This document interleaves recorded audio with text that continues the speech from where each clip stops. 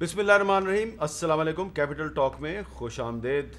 ایک دفعہ پھر عمران خان صاحب نے آج ہمیں یہ ڈرایا ہے کہ پاکستان میں حالات مزید خراب ہونے والے ہیں اور ان کا جو جہاد ہے وہ جاری رہے گا۔ شوکت ترین صاحب کہتے ہیں کہ ملک میں مہنگائی کا طوفان آنے والا ہے، لیکن آج کافی دنوں کے بعد پاکستان میں ڈالر جو ہے اس پہ تھوڑا سا قابو نظر آیا ہے۔ ڈالر نیچے گیا ہے، روپیہ جو ہے وہ تھوڑا سا اوپر گیا ہے، اور سٹاک مارکیٹ میں بھی تھوڑی سی بہتری جو ہے وہ سٹیبلٹی نظر آئی ہے۔ شاید اس کی وجہ یہ ہے کہ آئی ایم ایف کے ساتھ معاہدہ جو ہے اس کی خبریں آ گئی ہیں، اور کچھ فورن ایکسچینج ریزرو جو ہیں وہ بڑے ہیں۔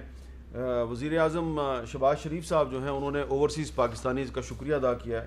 انہوں نے کہا کہ آور گورنمنٹ اسٹینڈز فرملی بہائنڈ روشن digital account scheme, happy that yesterday state bank received $57 million, the largest inflow in a day ever۔ تو یہ پچھلے دور میں یہ اسکیم شروع ہوئی تھی، اس کو وہ کنٹینیو کر رہے ہیں۔ اور مفتاح اسماعیل صاحب جو ہیں وزیر خزانہ، انہوں نے یہ خبر دی ہے کہ the Chinese consortium of banks has today signed the $2.3 billion loans facility agreement and we thank the Chinese government for facilitating this transaction۔ تو یہ کچھ اچھی خبریں ہیں، لیکن کیا یہ اچھی خبریں جو ہیں یہ صرف ایک دو دن کے لیے ہیں، یا آنے والے دنوں میں یہ سلسلہ جاری رہے گا؟ اور اگلے 6 ماہ میں کیا ہوگا؟ کیا پاکستانی عوام جو ہے ان کی معاشی مشکلات کچھ کم ہوں گی یا نہیں ہوں گی؟ اور آج قومی سلامتی کمیٹی کا اجلاس بھی ہوا، نیشنل سیکورٹی کمیٹی کا اجلاس ہوا، اس کی آج کیا اہمیت ہے اور کس مقصد کے لیے اجلاس منعقد کیا گیا؟ کچھ خبریں تو آ گئی ہیں پریس ریلیز کی صورت میں، لیکن ہم پوچھیں گے آج احسن اقبال صاحب سے، وفاقی وزیر برائے منصوبہ بندی، جو کہ آج قومی سلامتی کمیٹی کے اجلاس میں بھی موجود تھے، اور ہمارے ساتھ موجود ہیں سینیٹر کامل علی آغا صاحب، پارلیمانی لیڈر ہیں سینٹ میں اپنی پارٹی کے مسلم لیگ کاف کے، اور یہ قومی سلامتی کمیٹی کے ممبر ہیں، لیکن آج ان کو نہیں بلایا گیا۔ تو ان کو کیوں نہیں بلایا گیا، یہ اب میں نے کس سے پوچھنا ہے؟ تو ظاہری بات ہے یہ بھی احسن اقبال صاحب سے پوچھوں گا۔ لیکن احسن اقبال صاحب ذرا پہلے یہ بتائیں کہ جو نیشنل سیکورٹی کمیٹی کی آج میٹنگ تھی، اس کی کیا اہمیت ہے؟ بسم اللہ الرحمن الرحیم۔ دیکھیے، آج جو نیشنل سیکیورٹی کے اوپر میٹنگ ہوئی، جس میں تمام حکومت کے اتحادی جماعتوں کے سربراہان بھی موجود تھے، اور اس میں وزیر اعلیٰ سندھ بھی شریک تھے، اس میں عسکری قیادت بھی شریک تھی۔ آج کی میٹنگ میں بنیادی طور پہ انہوں نے جو اب تک ہماری پیش رفت ہوئی ہے دہشت گردی کے خلاف، اس کے حوالے سے اور اس کا پورا پس منظر بیان کیا، جو کامیابیاں ملی ہیں، اور مستقبل کے لیے انہوں نے کہا کہ ہمیں پولیٹیکل لیڈرشپ سے گائیڈنس چاہیے کہ کس رخ پہ ہمیں جانا ہے، کیونکہ ہم اب تک کی جو کامیابیاں حاصل کر چکے ہیں ان کو کنسالیڈیٹ کرنے کے لیے اب ضروری ہے کہ ہم چیزوں کو نان کائنیٹک سلوشنز کے ذریعے مستقل کریں۔ اگر پولیٹیکل لیڈرشپ چاہتی ہے کہ ہم کائنیٹک ابھی آپریشن ہی جاری رکھیں تو ہم وہ بھی کرنے کے اہل ہیں، لیکن ان کے خیال میں ہم ایک ایسے مقام پر آ گئے ہیں کہ جہاں پر قومی قیادت کو اپنی وزڈم کے ساتھ فیصلہ کرنا چاہیے کہ کیا ہم ان چیزوں کے جو ہمارے رستے ہوئے زخم تھے ان کو پاکستان کے آئین کی بالادستی کے اندر، پاکستان کے آئین اور قانون کی روشنی میں کیا ہم ان کی پولیٹیکل سلوشن کی طرف جائیں، کیونکہ دنیا میں جتنے تنازعات ہیں بالآخر وہ پولیٹیکل سلوشن کے ساتھ مستقل ختم ہوئے ہیں، یا یہ ہے کہ ہماری پولیٹیکل لیڈرشپ یہ چاہتی ہے کہ ہم ابھی ان آپریشنز کو جاری رکھیں۔ تو اس حوالے سے تمام لیڈرشپ کا یہی خیال تھا کہ ہمیں اس مسئلے کو پارلیمنٹ کے اندر ڈیبیٹ کرنا چاہیے، اور عوام کے جو منتخب نمائندے ہیں ان کی اجتماعی جو شعور یا وزڈم ہے اس کی روشنی میں فیصلہ کریں گے۔ تو احسن اقبال صاحب، شاہ محمود قریشی صاحب کو اس کمیٹی میں شرکت کی دعوت دی گئی، وہ نہیں آئے۔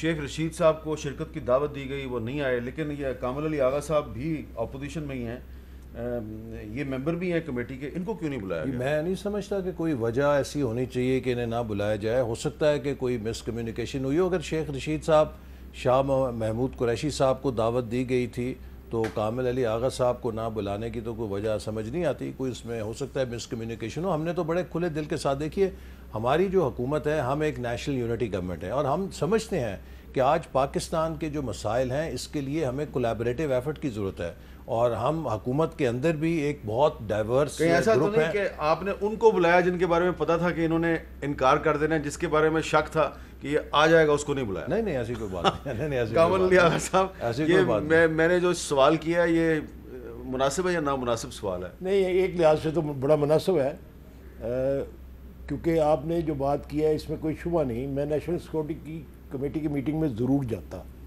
اور جب بھی مجھے بلایا گیا میں گیا ہوں، اور جانا بھی چاہیے۔ وہ ایسے ایشوز ہوتے ہیں جو میں سمجھتا ہوں کہ نیشنل سیکورٹی ایک کمیٹی بنانا بھی ایک بہت بڑا کریڈٹ ہے، ہاں، اور وہ اگر بنی ہے تو اس کے اندر پارٹیسپیٹ کرنا چاہیے۔ اس کے اندر ایشوز ہر کسی کے ذاتی ایشو ہیں۔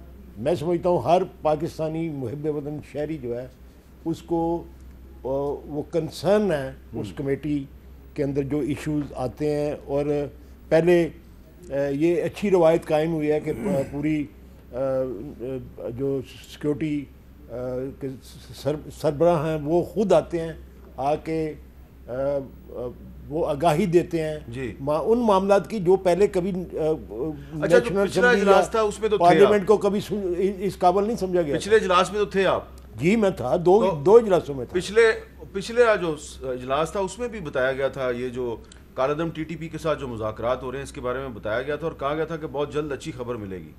جی میرے خیال میں وہ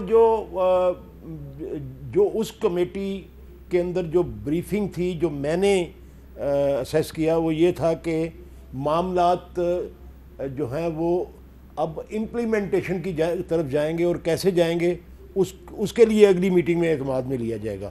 یہ اگر میں غلط نہیں لیکن اب احسن اقبال صاحب بتا رہے ہیں کہ فیصلہ ہوا ہے کہ یہ معاملہ جو ہے اس کو پارلیمنٹ میں زیر بحث لایا جائے گا۔ یہ اچھی بات نہیں ہے؟ یہ اس سے بھی اچھی بات ہے، یہ اس سے بھی اچھی بات ہے۔ چلیں اچھا، اب احسن اقبال صاحب میں نے آج سوچا تھا کہ کچھ آپ سے پوچھوں گا اچھی خبروں کے بارے میں، لیکن اچھی خبروں تک پہنچنے سے پہلے کچھ ایک راستہ ہے جس میں سے کچھ کانٹے آتے ہیں، اور وہ کانٹے جو ہیں وہ آج عمران خان صاحب نے اپنی تقریر میں بکھیرے ہیں۔ خان صاحب کا کام ہے وہ کانٹے بکھیرے، ہمارا کام ہے ان کانٹوں کو چگنا، ہم چگے ہیں۔ چلیں، لیکن میرا بھی کام ہے کہ وہ کانٹے جو ہیں وہ آپ کو دکھاؤں کہ یہ ہے کانٹا۔ تو وہ جو کانٹا ہے وہ آج ان کی تقریر کی صورت میں آیا، تو اس میں مجھے لگا کہ ایک کانٹا ان کے بھی دل میں چبھ رہا ہے، نیوٹرل کی صورت میں۔ بہت زیادہ ذکر کیا آج خان صاحب نے نیوٹرل کا، ذرا دیکھیں کیا کہہ رہے ہیں۔ میں نے اور شوکت نے جب جا کے نیوٹرلز کو سمجھایا کہ پولیٹیکل انسٹیبلٹی ملک نہیں افورڈ کر سکتا، ایک دن میں نے نیوٹرل سے بات کی، اللہ نے آپ کو نیوٹرل رہنا کی اجازت نہیں دی، یا ادھر جا سکتے ہیں یا ادھر جا سکتے ہیں، وہ نیوٹرل بیچ میں راستے کا وہ گیئر ہی نکل گیا۔ پھر ایک سوال ہے اپنے نیوٹرل سے کہ اگر گھر کے اوپر ڈاکہ پڑے تو کیا چوکیدار نیوٹرل ہو سکتا ہے؟ یہ جو سوال ہے اس کا آپ مجھے جواب دے دیں کہ اگر گھر پہ ڈاکہ پڑے تو چوکیدار نیوٹرل ہو سکتا ہے، یہ کون سے ڈاکے کا ذکر کر رہے ہیں؟ دیکھیں ڈاکہ تو وہ ہے جو خان صاحب ڈال گئے ہیں۔ اب اپریل کی آپ کو میں بات بتاؤں کہ اپریل میں ہم حکومت میں آیا ہے، حامد میر صاحب پاکستان کی تاریخ میں پہلی دفعہ ہوا ہے کہ ڈیولپمنٹ بجٹ کی جو میری وزارت ڈیولپمنٹ کو دیکھتی ہے اس کی 4th کوارٹر کی 0 ریلیز ہوئی ہے۔ وزارت خزانہ نے کہا کہ ہمارے پاس 1 روپیہ جاری کرنے کے لیے نہیں ہے۔ حد یہ ہے کہ جب ایٹمی دھماکوں کے بعد پابندیاں لگی تھیں تب بھی میں ڈپٹی چیئرمین پلاننگ کمیشن تھا، ہم نے پورے سال کا ڈیولپمنٹ بجٹ چلایا تھا۔ کبھی پاکستان اس حال میں نہیں آیا تھا کہ 1 کوارٹر جو ہے اس کی پوری ریلیز کے لیے وزارت خزانہ ہاتھ کھڑی کر لے۔ یہ حالات تھے جہاں پر ہمیں ڈاکہ تو ڈل گیا تھا، آج ہم دوبارہ آ کے ملک کو دوبارہ اپنے پیروں پہ کھڑا کریں۔ جیسے ابھی آپ نے کہا دیکھیے الحمدللہ کتنے عرصے سے چیزیں چلی ہوئی تھیں، فیٹف اب ایک کنکلوسیو سائٹ کے اوپر جا رہا ہے، اپنے فیصلے کی طرف جا رہا ہے، اور وہ پاکستان کے لیے گرے لسٹ سے وائٹ میں جانا بڑی بریک تھرو ہوگی۔ آئی ایم ایف کا وہ معاہدہ جس کی دھجیاں بکھیر گئے تھے، جس کو انہوں نے خود کیا تھا، ہم نے نہیں کیا تھا، اور بڑی کڑی شرطیں بھی مانی، لیکن پھر اس کی وائلیشنز بھی کی۔ آئی ایم ایف چلا گیا جس سے معیشت جو ہے ہماری بڑے شدید بحران کا شکار ہوگی۔ اب الحمدللہ آئی ایم ایف نے کنفرم کیا ہے کہ تھنگز آر آن ٹریک، اور اگلے چند دنوں میں وہ معاہدہ بھی بحال ہو جائے گا۔ اسی طرح اوورسیز پاکستانیز کا کانفیڈنس بحال ہو رہا ہے۔ ہائیسٹ ایور پاکستان میں سنگل ڈے میں $57 ملین کی ریمیٹنس آئی ہے۔ چائنا نے $2.3 بلین کا جو لون ہے اس کی بھی اپروول دے دی ہے، اور اب پاکستان میں انفلوز آنے شروع ہو رہے ہیں۔ آپ دیکھ رہے ہیں کہ ہر روز اگلے دن ایک سعودی عربیہ سے ڈیلیگیشن آیا ہوا تھا، آج ابھی ہم پرائم منسٹر کے پاس سے اٹھ کے آ رہے ہیں، بحرین سے ایک انویسٹمنٹ ڈیلیگیشن آیا، لوگ دیکھنا شروع ہو رہے ہیں۔ اچھا، وہ جو بحرین والا انویسٹمنٹ ڈیلیگیشن ہے وہ تو پرائیویٹلی آئے ہیں، لیکن وہ آپ کے پاس آ گئے ہیں جی، اور وہ جو کمپنی ہے اس کے جو سربراہ ہیں وہ چلے گئے ہیں، وہ نہیں آئے۔ لیکن یہ مجھے اس لیے یہ بڑا امپورٹنٹ لگ رہا ہے کہ مجھے پتہ چلا کہ وہ پاکستان میں $7 بلین کی انویسٹمنٹ کرنا چاہ رہے ہیں, اور ابھی تک وہ 1.5 یعنی کہ $1.5 بلین کی انویسٹمنٹ پہ راضی ہو گئے ہیں اور انہوں نے کام شروع کر دیا ہے. لیکن جو ان کے میزبان تھے یہاں, جو ان کے پارٹنرز ہیں, وہ کوشش کر رہے تھے کہ آپ کو حکومت سے ملواتے ہیں. دے ور ریلکٹنٹ. وہ کہہ رہے تھے ہم پاکستان میں انویسٹمنٹ کریں گے, آپ ہمیں حکومت کے پاس نہ لے کے جائیں. شاید اس کی وجہ یہ ہے کہ وہ سمجھتے ہیں یہ حکومتیں آتی جاتی رہتی ہیں اور ان کے قریب جانے سے کوئی مسئلے مسائل پیدا ہو جاتے ہیں. پتہ نہیں, دیکھیے یہ چیزیں ہمیں ان سے نکلنا ہوگا. ہاں, جو میں یہ بات کہہ چکا ہوں, میں پھر دہراؤں گا, مجھے اس پہ کوئی کبات نہیں ہے. پاکستان کی 75 سال میں معاشی شعبے میں بری کارکردگی کی صرف 2 وجوہات ہیں. ایک پولیٹیکل انسٹیبلٹی, دوسرا lack of continuity of policies. حکومتیں بھی ہم جلدی جلدی بدلتے ہیں اور ہر حکومت آ کے پالیسیاں بھی جلدی جلدی ریورس کرتی ہے. دیکھیے یہ اب ضروری ہے کہ اسی لیے جو چارٹر آف اکانومی کی بات کر رہے ہیں کہ اگلے 10-15 سال کے لیے اگر ہم اپنی ڈائریکشن کو فکس نہیں کریں گے, انویسٹرز کو یہ اعتماد نہیں دیں گے کہ حکومت کوئی آئے یا جائے, یہ پالیسیاں تبدیل نہیں ہوں گی, ہمارے لیے مشکل ہوگا کہ ہم گروتھ کو دوبارہ سسٹین کر سکیں. تو اس لیے میں سمجھتا ہوں کہ آج ان کی ایک رائل فیملی کے ممبر تھے جو ہیڈ کر رہے تھے, وہ آئے ہیں. اسی طرح اور بے شمار اب ڈیلیگیشنز آنے شروع ہوئے ہیں. اور دیکھیے اس کی وجہ کیا ہے, یہ میں اس لیے آپ نے ذکر کیا, ورنہ شاید میں ذکر نہ کرتا, لیکن مجھے یہ اس لیے امپورٹنٹ لگا, یہ بڑا اہم ہے یہ بحرین کا جو ڈیلیگیشن ہے, کہ آپ نے آئی ایم ایف سے 3 سال میں $6 بلین لینا ہے, اور وہ جو ہے وہ $7 بلین انویسٹ کرنا چاہ رہے ہیں پاکستان, اور شروع بھی کر دیا انہوں نے کام. دیکھیے پاکستان کی جو آبادی ہے دنیا کی 6ٹھی سب سے بڑی مارکیٹ ہے جی, اس میں 60 سے 70 ملین مڈل کلاس ہے. آپ دنیا کے کسی انویسٹر کو دیکھ لیں, وہ پاکستان کو اگنور نہیں کر سکتا. کمی صرف یہ ہے کہ ہم نے یہاں پر انیبلنگ انوائرمنٹ پیدا کرنی ہے, پرکشش ماحول پیدا کرنا ہے, انویسٹر بھاگے آئیں گے. اچھا, اب کامر علی آغا صاحب یہ بتائیں کہ یہ سرمایہ کاری کے لیے ماحول جو ہے اس کو کیسے مناسب بنایا جائے, اس کے لیے اس حکومت کو کیا کرنا چاہیے؟ دیکھیں حامد میر صاحب, 1-2 باتیں میں جی پلیز. فیٹف کا جو معاملہ ہے نا, وہ مارچ کے اندر کمپلیٹ ہو گیا تھا. کمپلیٹ یہ اب کوئی ٹیم پاکستان سے مذاکرات کے لیے فیٹف میں گئی ہوئی تھی, وہ رزلٹ لینے گئی ہوئی تھی صرف, اور وہ رزلٹ انہوں نے دے دیا. پریزیڈنٹ نے, ان کے جو سربراہ ہے انہوں نے اناؤنس کیا ہے سارا کچھ, اور اس کے بعد انہوں نے بتایا کہ یہ ساری جو مذاکرات ہیں اور ساری چیزیں ہیں جو پچھلی حکومت کے کریڈٹ میں جاتی ہیں. تو نئی حکومت کے ساتھ انہوں نے یقینی طور پہ بتا دیا کہ کوئی مذاکرات نہیں ہوئے, اور اس کا اگلا لائحہ عمل کیا ہوگا کہ وہ ٹیم یہاں پہ آئے گی اور آ کے وہ وزٹ کرے گی, دیکھے گی کہ جو قوانین بنائے ہیں انہوں نے ان کے اوپر امپلیمنٹیشن کی کیا پوزیشن ہے. فزیکل جو وہ اپنا اس کو دیکھیں گے کہ حقیقت میں موقع پہ کیا ہو رہا ہے اور کیا نہیں ہو رہا, وہ دیکھیں گے. اس کے بعد وہ وائٹ لسٹ میں شامل کر دیں گے. باقی رہی آئی ایم ایف کی بات, آئی ایم ایف دیکھیں یہ کنٹینیوس مذاکرات ہوتے رہتے ہیں. یہ آئی ایم ایف یہ نہیں ہے کہ یہ آج مذاکرات ہو گئے اور 1 بلین جاری ہو جائے گا, اس کے بعد وہ مانیٹرنگ ٹیم ہے, وہ مانیٹر کرتے ہیں, پیسے دیتے ہیں, اس کے بعد مانیٹر کرتے ہیں کہ یہ کس طریقے سے کیا کر رہے ہیں کیا نہیں کر رہے. پچھلی حکومت کے ساتھ انہوں نے جو اعتراض لگائے تھے پچھلی حکومت نے فیس کیے, انہوں نے بتایا کہ ہم نے یہاں سے 466 ارب روپیہ یہ جگہ ہے جہاں سے ہم نے نکالا ہے, اور ہم یہ جو ریلیف دے رہے ہیں. آپ کے خیال میں یہ جو اچھی خبروں کا ایک آج میں سلسلہ نظر آیا, تھوڑا سا ڈالر نیچے گیا ہے, یہ بس 1-2 دن تک ہی رہے گا یا پھر دوبارہ یہ پھر کام خراب ہو جائے گا ہمارا؟ دیکھیں ابھی یہ میچیور ہونے میں اس کو بڑا ٹائم لگا. ابھی تو سٹاف کی جو رپورٹ ہے, سٹاف رپورٹ اس کو کہتے ہیں, وہ ابھی آئی نہیں. اگلے کچھ دنوں میں وہ رپورٹ آئے گی, اس کے اوپر پھر نیگوشیٹ ہوگا, پھر یہ دیکھیں گے, یہ پھر اس کو ویٹ کریں گے, اس کے بعد ان کو بھیجیں گے, وہ پھر بھیجیں گے. یہ پتہ نہیں جولائی کے اینڈ تک جو ہے یہ میچیور ہونا شروع ہوگا یہ معاملہ. ایسا نہیں اقبال صاحب, آج پیسے ہو سکتا ہے مل جائے ان کو, جولائی کے اینڈ تک مل جائیں, لیکن اس سے پہلے ملنے والے نہیں ہیں. اچھا, ایسا نہیں اقبال صاحب, آج یورپی یونین کا ایک مانیٹرنگ مشن بھی پاکستان پہنچ گیا ہے, اور یہ جو ہے نا یہ generalised scheme of preferences plus یعنی کہ جی ایس پی پلس کی مانیٹرنگ کرنے آیا, لیکن اس نے 27 انٹرنیشنل کنونشنز کی مانیٹرنگ کرنی ہے کہ آپ اس پہ امپلیمنٹیشن کر رہے ہیں یا نہیں کر رہے.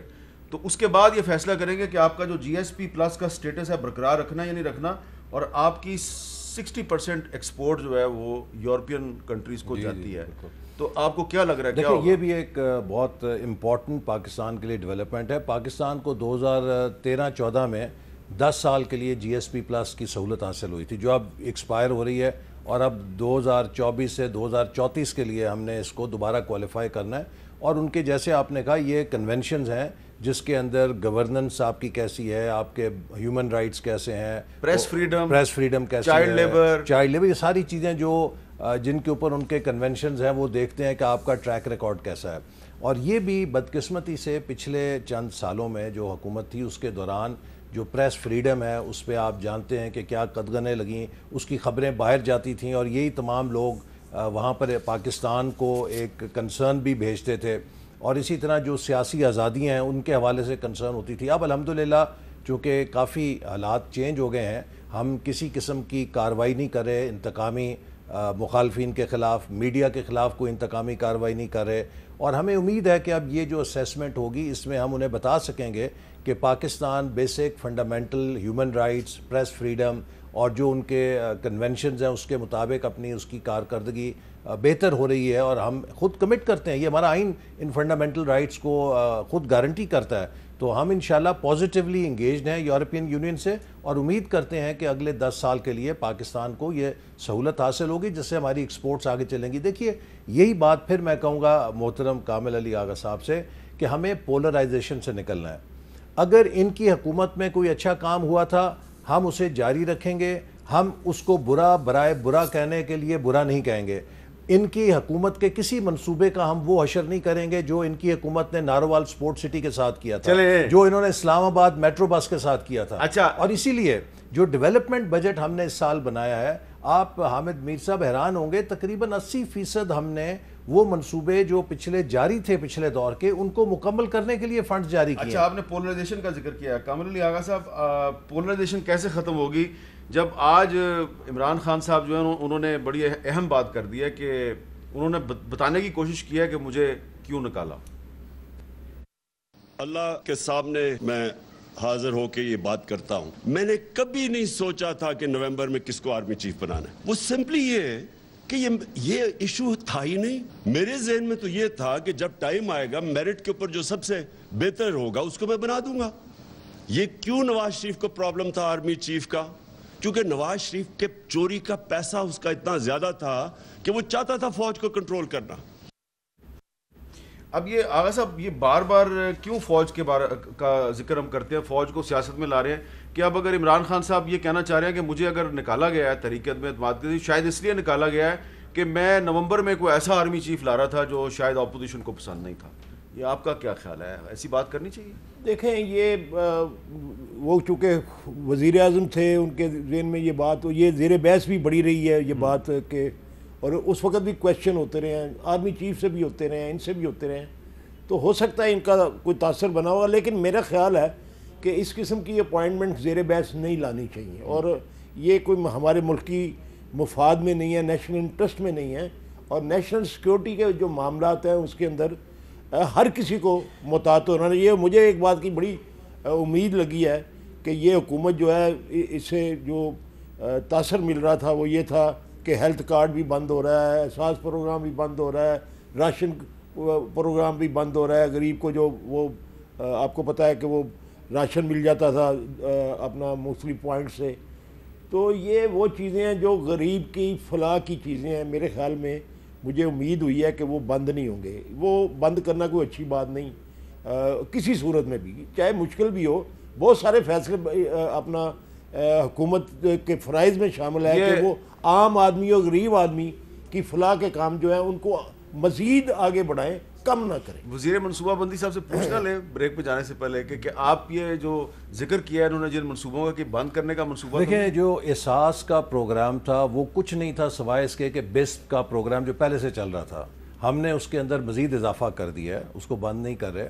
اسی طرح جو صحت کارڈ ہے وہ کچھ نہیں تھا سوائے جو پرائم منسٹر ہیلتھ انشورنس پہلے سے چل رہی تھی, اس کا نام بدل دیا تھا انصاف صحت کارڈ یا کیا, تو وہ اس کو بھی ہم نے بند نہیں کیا, وہ چل رہا ہے. لنگر خانے جو ہیں وہ پورے ملک کے اندر 19 تھے, اور جن کو سیلانی فاؤنڈیشن چلا رہی تھی وہ حکومت نہیں چلا رہی تھی, ٹھیک ہے. لیکن ان کی برانڈنگ ایسے تھی جیسے پتہ نہیں کتنے سینکڑوں یا ہزاروں ہیں, وہ صرف 19 تھے, وہ چل رہے ہیں آج بھی اسی طرح چل رہے ہیں. یہ تو مانے نا آپ کے عمران خان صاحب کو برانڈنگ کرنی آتی ہے. ہاں, برانڈنگ کے بادشاہ.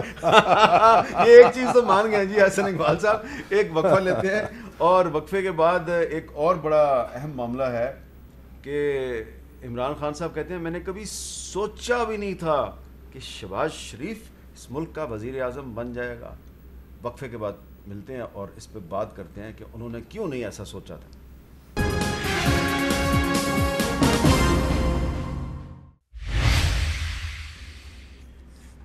کیپٹل ٹاک میں خوش آمدید. عمران خان صاحب کہتے ہیں میں نے کبھی سوچا بھی نہیں تھا, تصور بھی نہیں کیا تھا کہ شہباز شریف پاکستان کے وزیر اعظم بن جائیں گے. الفاظ کیا تھے ان کے, ذرا سنیں. سازش کا مجھے سال پہلے اندازہ ہو گیا تھا کہ گیم شروع ہوئی ہے. لوگ کہتے ہیں کہ دیکھیں یہ عمران صاحب آپ نے کیا کچھ نہیں, جب آپ کو پتا تھا سازش ہو رہی ہے کیوں نہیں کچھ کیا. میں یقین کرو, میں آنیسٹلی آپ کو ایک بات آج بتا رہا ہوں, میں تصور بھی نہیں کر سکتا کہ کوئی شہباز شریف کو ملک کا پرائم منسٹر بنا دے گا. میں تصور بھی نہیں کر سکتا کہ کوئی شہباز شریف کو ملک کا پرائم منسٹر بنا دے گا, کیونکہ وہ کہتے ہیں جی اس پہ اربوں روپے کی کرپشن کے الزامات تھے. حامد میر صاحب دیکھیے, جو کرپشن کی ان کی ایک راگ ہے, 4 سال یہ سیاہ اور سفید کے مالک تھے. مجھے بتائیں کہ ان کے اشارے پہ نیب ناچتا تھا. میں نے آپ کے پروگرام میں نے ٹی وی پہ متعدد بار کہا کہ 2013 اور 18 کے درمیان ہم نے 3200 ارب روپے کے ڈیولپمنٹ بجٹ سے منصوبے کیے. یہ 32 پیسے بتائیں کہ کس نے مالی فائدہ اٹھایا, کس نے کمیشن لی, کس نے کک بیک کی. 29 ارب ڈالر سی پیک کی سرمایہ کاری ہوئی ہمارے دور میں. میں نے بار بار کہا کہ یار 29 سینٹ کا ہی کوئی بتا دو, کوئی ثبوت دے دو کسی نے فائدہ اٹھایا, کچھ کیا. اب اگر آپ الف لیلہ کی کہانیاں بنا کے دیکھیے, ابھی یہ بات پتہ چلی کہ 50 ارب روپے پاکستان کو منی لانڈرنگ کے ذریعے برطانیہ میں جو پکڑے گئے تھے واپس ملنے تھے. عمران خان صاحب نے ایک سیل بند لفافے کے اندر کابینہ کا اجلاس برخاست ہو گیا, وہ لہرایا کہ اس کی منظوری ہم نے دے دی ہے, اور اس ایک موقفیہ معاہدے کے تحت بجائے یہ کہ وہ 50 ارب روپیہ پاکستان کے خزانے میں آتا, اس کو ایک پرائیویٹ آدمی کے جو جرمانے کی رقم ادا کی جانی تھی سپریم کورٹ میں, اس اکاؤنٹ میں جمع کرا دیا. اچھا, یہ جس اجلاس کا آپ ذکر کر رہے ہیں تو کسی منسٹر نے نہیں پوچھا کہ پرائم منسٹر صاحب, ایک خاتون وزیر نے پوچھا تھا جن کو جھاڑ دیا گیا تھا. وہ نام کیا تھا ان کا؟ یہ اب بس میں آپ کو بتا رہا ہوں. اچھا, تو نہیں, لیکن یہ پھر کس طرح یہ منظور ہو گیا؟ بس وہ کیبنٹ کے اندر جب ہم نے وہ سیل بند لفافہ کھولا تو اس کے اندر کوئی ریکارڈ نہیں تھا, کوئی چیز نہیں تھی, صرف سیکٹری ٹو ادھر انہوں نے یہ کیا کہ جی کیبنٹ نے کہا ہے کہ اس لفافے کو سیل ہی کیبنٹ کے پاس محفوظ رکھ دیں. عمران خان صاحب جو دعویٰ کرتے ہیں کہ میری حکومت کے خلاف کوئی کرپشن کا الزام نہیں ہے. دیکھیے, یہ تو وہ ثبوت ہے کہ جو ابھی اتنا تازہ ترین ہے کہ 50 ارب روپیہ جو پاکستان کا تھا آپ نے ایک پرائیویٹ شخص میرا ایک سوال ہے, اور اس کے عوض آپ نے اس سے فائدہ بھی لیا. ہم روزانہ سنتے ہیں کہ جی وہ انگوٹھی تھی تو انگوٹھی جو ہے وہ بیچ دی, اب یہ 50 ارب والا آ گیا. ایک مقدمہ ابھی تک آپ نے پروسیس کر رہے ہیں, اس کو ہماری جو لیگل ٹیم ہے پروسیس کر رہی ہے. یہ اتنا فل نہیں, ایسا لگ رہا ہے کہ کہیں سے آپ پہ پریشر ہے کہ اس کو گرفتار نہیں کرنا.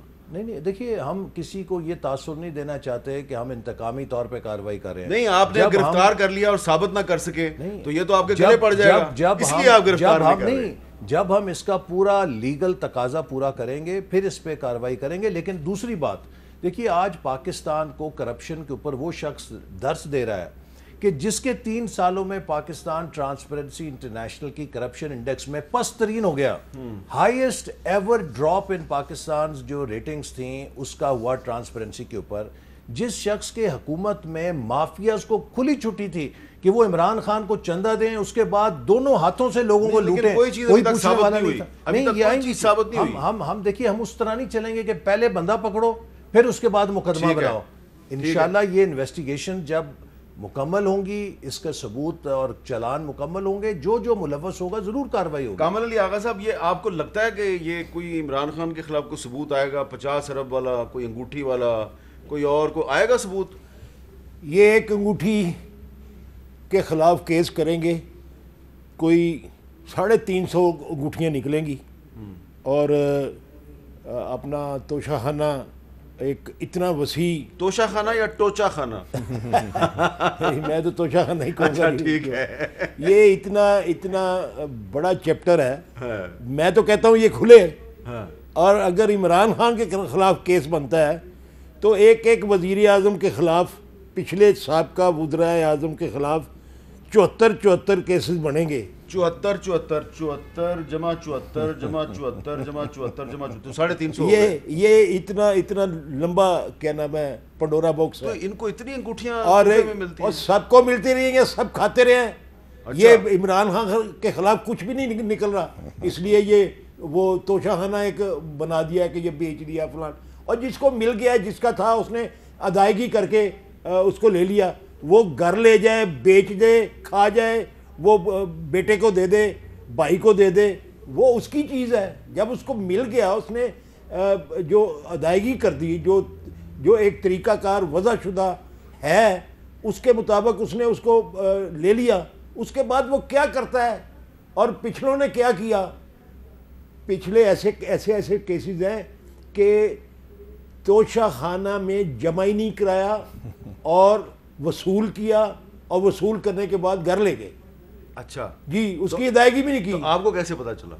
جناب یہ کوئی پہلی سٹوری ہے میر صاحب, یہ کوئی پہلی سٹوری ہے. آپ بھی یہیں پہ ہیں, میں بھی یہیں پہ.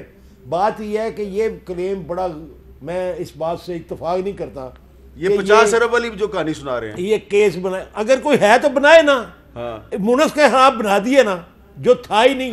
4 دفعہ کیا نام ہے وہ بات جو ہے انویسٹیگیٹ ہو چکی ہے, اس کے اندر وہ عمران خان صاحب نے بنایا, بری ہو چکے ہوئے ہیں, سارا کچھ ہو چکا ہے. عمران خان صاحب کا. لیکن ایسے صاحب اس کیس میں عدالت ان کو ریلیف دے چکی ہے, مقدمہ جو ہے وہ اب آپ نے درج کیا. اس کے بعد پھر مقدمہ درج کر لیا, اور پھر چھاپے مارنے شروع کر دیے. ہاں یہ بتائیں نا کہ اگر مونس لائی پہ مقدمہ بن سکتا ہے, عمران خان پہ کیوں نہیں بن سکتا؟ اس لیے کہ جو مونس سلائی والا کیس ہے, وہ عمران خان صاحب اس کی انویسٹیگیشن کر کے ساری دستاویزات انہی کی ہیں, اسی کے اوپر کاروائی ہو رہی ہے. یہ مقدمے عمران خان صاحب کے دور کے بنے ہوئے ہیں, جب وہ ان کو بلیک میل کرنے کے لیے استعمال کرتے تھے. اور دوسری بات میں آپ کو پھر یہ کہوں کہ آپ نے جو شروع میں کہی کہ عمران خان صاحب کہتے ہیں کہ سوچا نہیں تھا شہباز شریف بن جائے گا. شہباز شریف صاحب تو پاکستان کے کامیاب ترین وزیر اعلیٰ تھے, سب ان کی انتظامی صلاحیتوں کے, ان کے ڈیولپمنٹ کی صلاحیتوں کے مترف, وہ تو بہت کوالیفائڈ ہیں. عمران خان صاحب کے بارے میں کویشچن ہونا چاہیے. پھر آج انہوں نے یہ بھی کہا کہ جی میرے پہ الزام لگایا کہ فوج کے اندر میں مداخلت کرنا چاہتا تھا, اور بڑے معصوم طریقے سے بات کی. آپ مجھے بتائیں, پاکستان کی تاریخ میں میر صاحب پہلی دفعہ یہ ہوا کہ ایک وزیر اعظم نے فوج کی انٹرنل اپوائنٹمنٹس کو ڈسٹرب کرنے کی کوشش کی. آپ کو پتہ ہے کہ تقریباً 6 ہفتے کے لیے پاکستان کے 3 سیکیورٹی کے اہم ترین مرکز, جس میں کراچی کور, پشاور کور اور DGISI, یہ بالکل ایک غیر یقینی صورتحال میں, بے یقینی میں تھے. ان کے جو 6 لیفٹیننٹ جنرلز کے ٹرانسفر آرڈر ہیں, they were almost held in abeyance for 6 weeks, کہ جو آؤٹ گوئنگ ہے وہ جا نہیں سکتا, ان کمنگ آ نہیں سکتا, چونکہ عمران خان صاحب کی جو میں ہے وہ اس کے راستے میں آڑے ہے. اس انداز میں پاکستان کے کسی وزیر اعظم نے فوج کے انٹرنل معاملات میں مداخلت کی کوشش نہیں کی تھی, جس کا ثبوت موجود ہے جو عمران خان صاحب کر رہے تھے. اور جس طرح سے انہوں نے اقتدار سے نکلنے کے بعد فوج کے ادارے کے خلاف بیانات دیے, فوج کو پولیٹیسائز کرنے کی کوشش کی, یہ بھی آج تک کبھی کسی نے کوشش نہیں کی تھی. لہٰذا اب یہ روز ایک نیا درس دیتے ہیں. ابھی نیب کے قوانین جو ہیں کہ جی اس حکومت نے بدل دیا اور یہ کرپشن کو سپورٹ کرنا چاہتی ہے, ان کو ذرا وہ تقریر سنائیں جو نیب کی ترمیم کے اوپر, اس کے فوائد کے اوپر خود انہوں نے درس دیا ہوا ہے کہ جی پاکستان کا بزنس مین انویسٹ نہیں کرتا, پاکستان کا سرکاری افسر جو ہے فیصلے نہیں کرتا, تو ان کالے قوانین کے اندر ترمیم ضروری ہے. تو وہی ترمیم ہوئی ہے جو عمران خان صاحب نے کی تھی, یا وہ ترمیم ہوئی ہے جو سپریم کورٹ اور ہائی کورٹ نے یا اسلامی نظریاتی کونسل نے کی تھی. تو اس میں کون سی ہم نے اپنی ترمیم کی ہے؟ فرمائیں گے آپ آغا صاحب, یہ جو کہہ رہے ہیں کہ نیب کے قانون میں ہم نے بڑی اچھی ترمیمیں کی ہیں. دیکھیں, پرسن سپیسیفک کوئی بھی ترمیم جو ہے وہ چل نہیں سکتی. میں آپ کو یہ بتا دوں, یہ ایک دفعہ نہیں ہو چکا یہاں پہ, یہ بار بار ہوتا ہے. یہ جائیں گے, سارا قانون اپنی مرضی کا جو اگلا آئے گا وہ بنا لے گا. یہ تو انہوں نے میں ایک ثابت کر سکتا ہوں, میں چیلنج کرتا ہوں کہ ایک ترمیم جو ہے میں ثابت کر دوں گا کہ وہ کس کو فائدہ ہو رہا ہے. یعنی کوئی مریم کے لیے کوئی ترمیم ہو گئی ہے, کوئی نواز شریف کے لیے ترمیم ہو گئی ہے, کوئی شہباز شریف کے لیے ترمیم ہو گئی ہے. یہ قانون چل سکتا ہے؟ نہیں, یہ قانون ہوتا ہی نہیں ہے. لیکن پرسوں مونس لائی صاحب ہمارے شو میں آئے تھے تو ان سے میں نے پوچھا تھا کہ جی یہ جو ایک ہے کہ جو بارے ثبوت ہے, یہ الزام ثابت کرنا جو ہے یہ اس کا کام ہے جو الزام لگا رہا ہے. یعنی کہ نیب نے اگر احسن صاحب پہ الزام لگایا تو اس الزام کو غلط ثابت کرنا احسن صاحب کا کام نہیں ہے, نیب کا. تو مونس صاحب نے کہا یہ تو اچھی ترمیم ہے. دیکھیں یہ والی ترمیم جو ہے یہ پہلے بھی پرپوز ہو چکی ہوئی تھی. یہ اس کے اوپر صرف ایک ڈیبیٹ جاری تھی کہ یہ اسلامی ہے یا غیر اسلامی ہے. اس کے اندر بھی یہ فیصلہ ہوا تھا کہ اس کو اسلامی نظریاتی کونسل کے پاس بھیج دیں, ان سے رائے لے لیں, اور ان کی اگر رائے آ گئی ہے اور ان کی اگر رائے یہی ہے تو. لیکن آپ کا کہنا یہ ہے کہ کچھ ترامیم جو ہیں وہ پرسن اسپیسیفک ہیں. کچھ یہ اس کے اندر جتنی ترامیم ہوئی ہیں ان میں سے 35% پرسن اسپیسیفک ہے. دیکھیے میں اس کے اوپر چیلنج کر سکتا ہوں, ثابت کر سکتا ہوں, اور اس کے اوپر بے شک کو پروگرام رکھ لیں. اور ابھی بات کر لیتے ہیں, وقفے کے بعد بات کر لیتے ہیں جی, ایک وقفے کے بعد دوبارہ بات کر لیتے ہیں.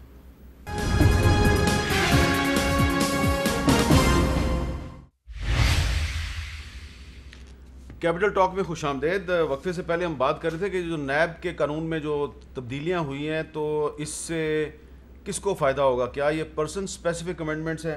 تو اس میں ایک سوال یہ پیدا ہوتا ہے کہ ایک اس میں سیکشن 21 تھی نیب کے قانون میں اس میں جو تبدیلی ہوئی ہے تو اس کے بعد اب بیرون ملک سے اگر کوئی ثبوت آئے گا تو اس کو یہ مریم نواز کے لیے نہیں, لیکن یہ جو 50 ارب والی بات کر رہے ہیں تو وہ تو اس پہ تو کیس بنتا ہی نہیں پھر عمران خان. دیکھیے نہیں, بات یہ کہ عمران خان صاحب پر یہ کیس بنتا ہے کہ کیبنٹ کی سمری میں انہوں نے اس بات کا اعتراف کیا ہے کہ یہ جو 50 ارب روپیہ آیا ہے یہ منی لانڈرنگ کے ذریعے نیشنل کرائم ایجنسی برطانیہ نے پکڑا ہے اور یہ پاکستان کے خزانے میں جمع ہونا ہے. لیکن نیب اس پہ آپ کوئی کارروائی نہیں کر سکتی. نیب نہ بھی کرے تو ایف آئی اے تو موجود ہے نا. آغا صاحب آپ کا کیا اعتراض ہے اس قانون پہ؟ دیکھیں اس قانون پہ ایک بات تو یہ میں پوری شورٹی کے ساتھ بڑے یقین کے ساتھ اس کو جو میں نے دیکھا ہے اس میں یہ ہے کہ یہ 80% کیسز جو ہے نا جو اس وقت موجود ہیں نیب کے اندر وہ نیب سے فارغ ہو جائیں گے.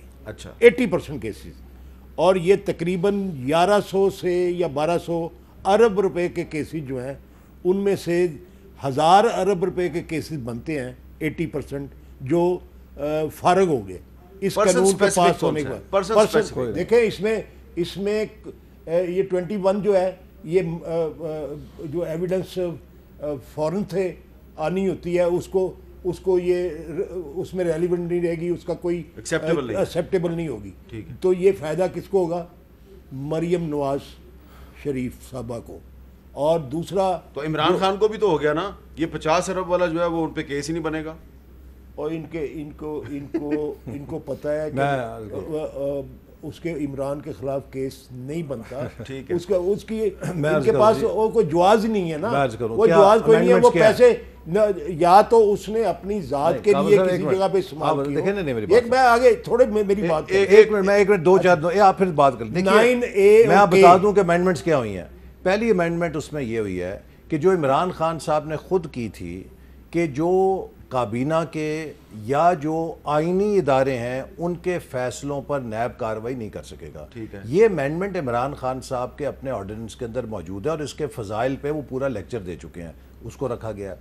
دوسری میجر امینڈمنٹ یہ ہے کہ جو نیب کا چیئرمین کا عہدہ ہے اور جو پروسیکیوٹر جنرل کا عہدہ ہے وہ 3 سال کے لیے ہوگا اور ناقابل توسیع ہوگا. دوبارہ نہیں ایکسٹینشن نہیں ملے گی. یہ بھی جائز بات ہے چونکہ وہ اپنی لالچ کے اندر کسی حکومت کو خوش کرے گا. یہ تو پرسن اسپیسیفک امینڈمنٹس کی بات ہے. میں آپ کو بتائیں نا کون سا ہے. اس کے بعد تیسری امینڈمنٹ کیا ہے کہ اس کے اندر نیب کے پاس جو اختیار تھا کہ وہ کسی کو 90 دن کے لیے اٹھا کے بغیر ضمانت کے آپ اس کو لے سکتے ہیں, وہ 14 دن ہو گیا. اچھا میرا خیال ہے پرسن اسپیسیفک آپ بتائیں کون سا ہے. جی میں عرض کرتا ہوں. دیکھیں اس میں جو 21G ہے اس میں امینڈمنٹ کی ہے وہ بھی ان کی اپنی ذات کے لیے. کیا امینڈمنٹ کی ہے وہ کہ ایکسیپٹیبل نہیں ہوگا نا, جو بیرون ملک سے جو آئے گا وہ ایکسیپٹیبل نہیں ہے. بیرون ملک سے جو ایویڈنس آئے گا وہ ایکسیپٹیبل نہیں ہوگا. ٹھیک ہے. اگلی بات جو ہے وہ جو چیٹنگ والا معاملہ ہے وہ بنتا ہے 9A اور 9K، وہ فائدہ ہوتا ہے. نہیں کیا اس نے کیا امینڈمنٹ کیا کی ہے؟ سعد رفیق صاحب کو فائدہ ہوگا تھا. جی بالکل. کیا امینڈمنٹ کیا یہ پڑھ لینا. ان کے بارے میں تو سپریم کورٹ کا فیصلہ ہے کہ وہ ان کے خلاف پولیٹیکل انجینئرنگ ہوئی ہے. سپریم کورٹ کہہ چکی ہے کہ کوئی کیس نہیں سعد رفیق کے خلاف. میں وہاں موجود تھا سپریم کورٹ میں. 3 دفعہ جج نے نیب کے نمائندے آگے تو سن لیں. اچھا چلے جلدی سے بتاؤ کوئی ثبوت ہے؟ کوئی ثبوت نہیں. سیکشن 14 ہے. سیکشن 14 جو ہے وہ میاں نواز شریف صاحب کو اس کا فائدہ ہوگا. کیسے کیا ہے اس میں؟ وہ اس لیے کہ میں اگر آپ مجھے وقت دیں کیسے فائدہ ہوگا بتائیں. میں بتا رہا ہوں نا.